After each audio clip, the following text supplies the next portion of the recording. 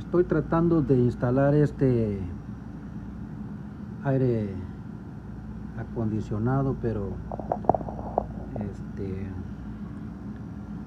la pregunta para Amazon es ¿por qué en esta manguera se calienta? ¿Por qué se calienta?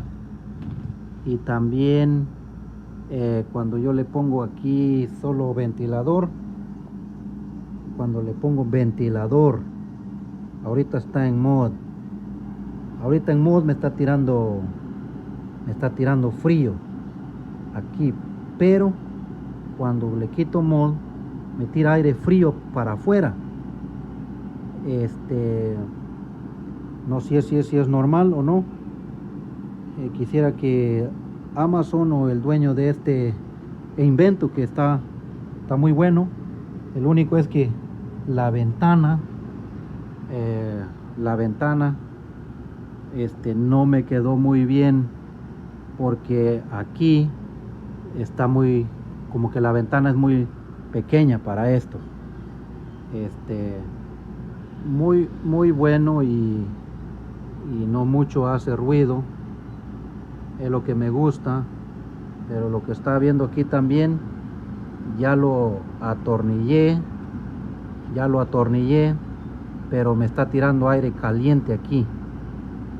Ya traté de tapar lo más que se puede, pero me tira aire caliente. Entonces pues es una buena compra, solo que hace falta un poquito más de información, ya sea por medio de video, porque la verdad estar leyendo ese manual muy aburrido. See, it's not working. I don't understand. I mean, I got this July the 24th of last year, and it's now July the 21st of this year. And I mean, I don't really know what to do with it. I'm not really complaining about it. It's just, I haven't had it running all year. I stopped running it during the winter time, but it's not working. So, I don't really know what to do. And yes, it does stay on 24/7, 7 days a week. I mean, I just don't understand what's going on with it. I'm looking for help. That's it. That's what I'm looking for. Or something to, get the AC back or the cool air going back in it. Like, what do I do? Okay, first move is to get the school field trip out here to DC. Okay, let's go.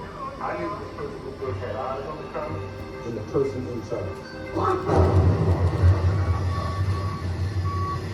Share this data immediately with Cambridge, Caltech, and Wait a minute, IMU. this is classified information.